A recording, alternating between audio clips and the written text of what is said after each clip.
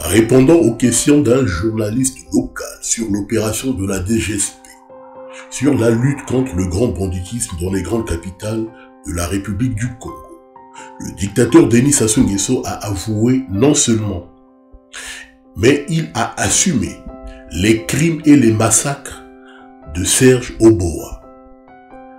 Mais dit être satisfait d'avoir commis un génocide dans la région du Poul, une région occupée majoritairement par le groupe ethnique Lari et une minorité Téké. Je crois que vous le savez, la sécurité présidentielle a fait partie des opérations dans le Poul. Les unités de la sécurité présidentielle ont participé aux opérations dans le Poul avec succès. Bon, parce que aussi ils ont une formation particulière et sévère, solide. Et donc ils sont dans leur rôle.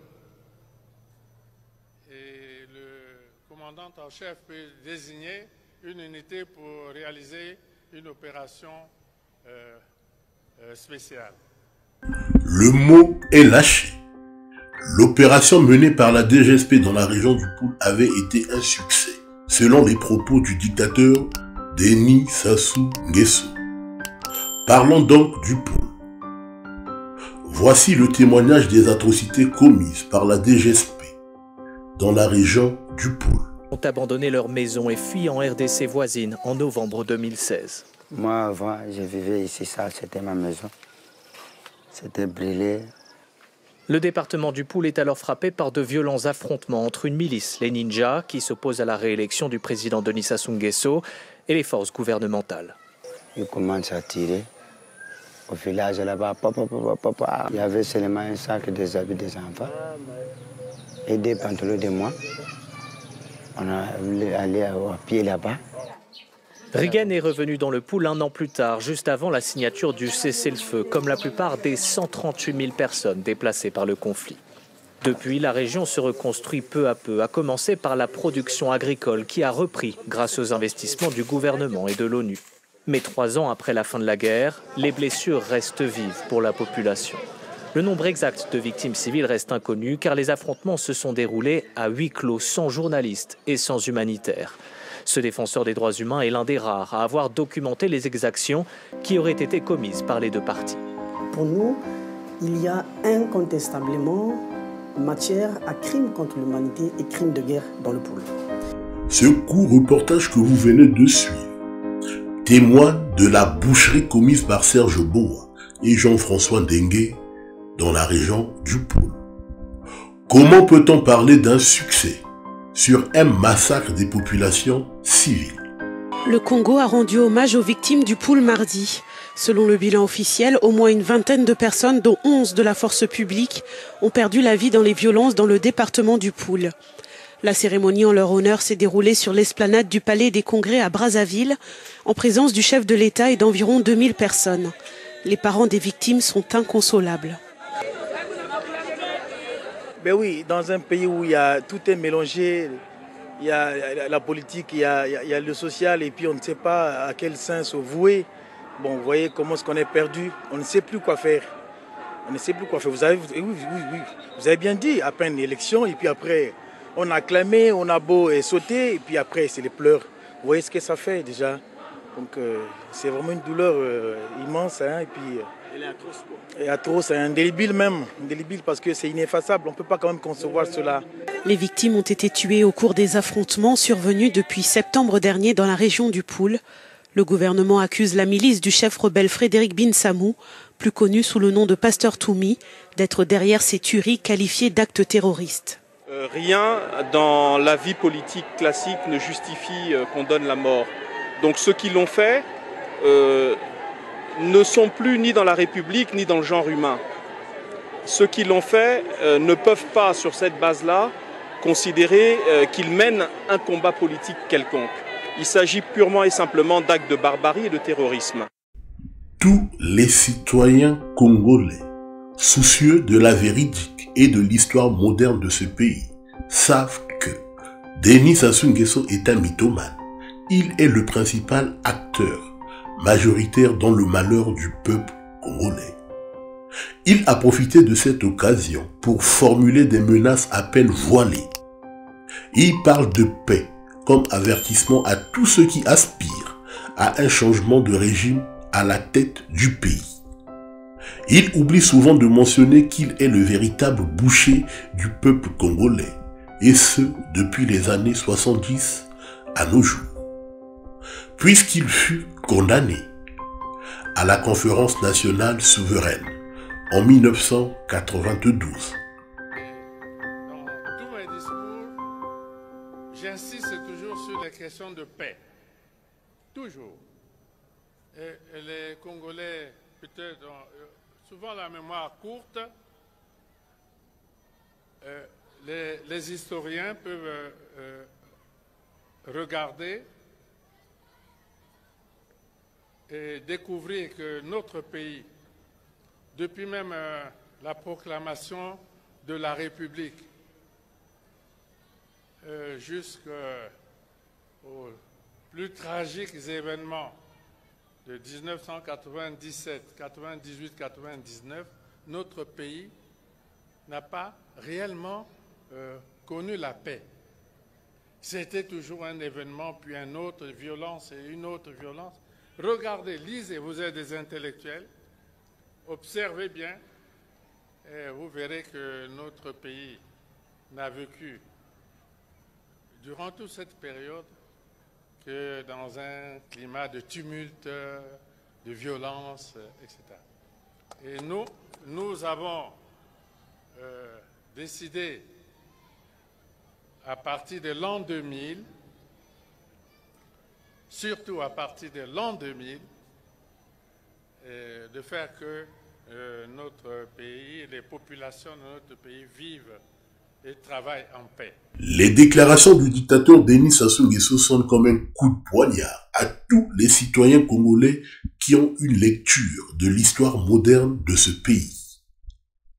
Pour le dictateur Denis Sassou Nguesso, la paix signifie l'absence d'alternance politique à la tête du pays. Je répète pour la deuxième fois pour que vous le compreniez bien.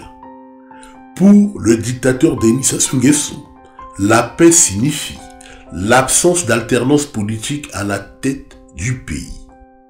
Lorsqu'il parle de paix en réalité, c'est un message subliminal qui sous-entend la chose suivante. Sans lui, le Congo ne sera pas en paix. Une idée confirmée par Idover Mwani qui avait affirmé avoir semé le chaos pour le camp du dictateur Denis Sassou Nguesso afin de créer le trouble à l'ordre public pendant la présidence de Pascal Lissouba.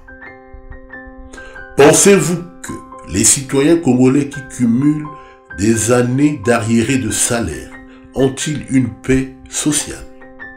Pensez-vous un seul instant que les Congolais qui meurent dans les hôpitaux insalubres de la République ont-ils une paix sanitaire? Comment peut-on tenir de tels propos aussi mensongers et grossiers, alors qu'il est le véritable boucher des temps modernes du peuple congolais?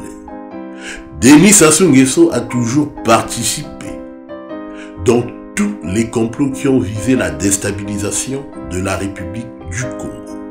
Écoutons ce témoignage à la conférence nationale souveraine.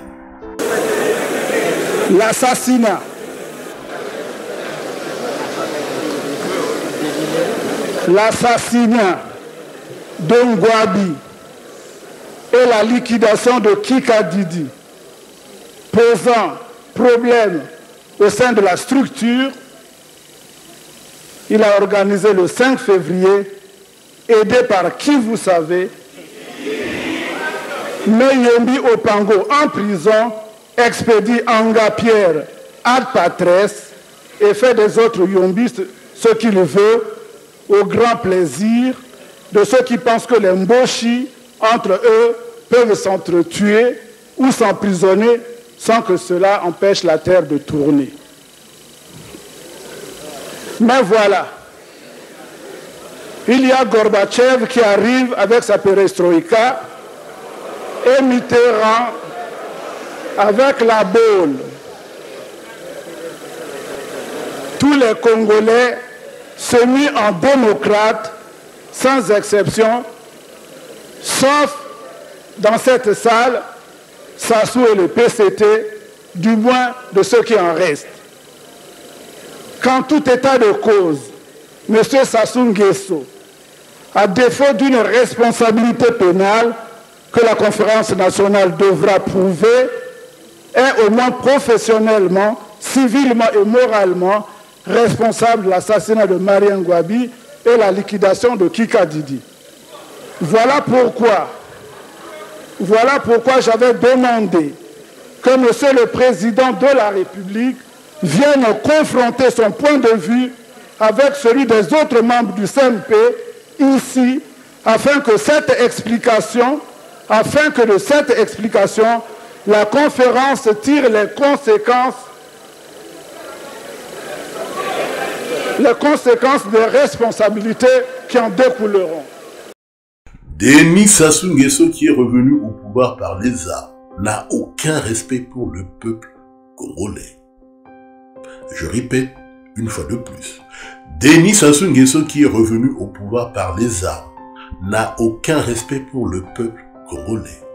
Il sait qu'il ne doit pas son pouvoir. Il sait qu'il n'a pas la légitimité ni la légalité. Il massacre des civils, des femmes et enfants dans la région du Poul et il appelle cela succès. Partant de ces aveux, nous comprenons aisément, nous comprenons au mieux les déclarations de Jean-Dominique Okemba qui s'était félicité du génocide du peuple Lari et d'ailleurs avait ajouté la chose suivante: nous avons tué dans le Poul et le ciel n'est pas tombé.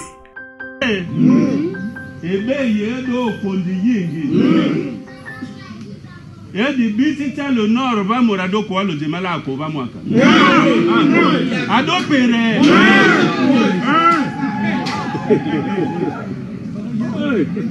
abia ndenge ya bisele do otumba bio pele ya le Poul le peut venir ma avoir bon vous savez bisele si ojo buru saba allez yo jo bate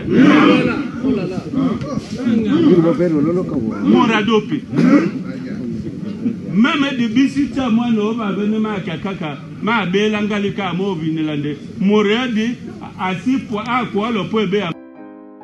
Denis Sassou Nguesso et son régime. Denis Sassou Nguesso sera confondu, comme Pharaon fut humilié par le Dieu créateur. Qui vivra verra.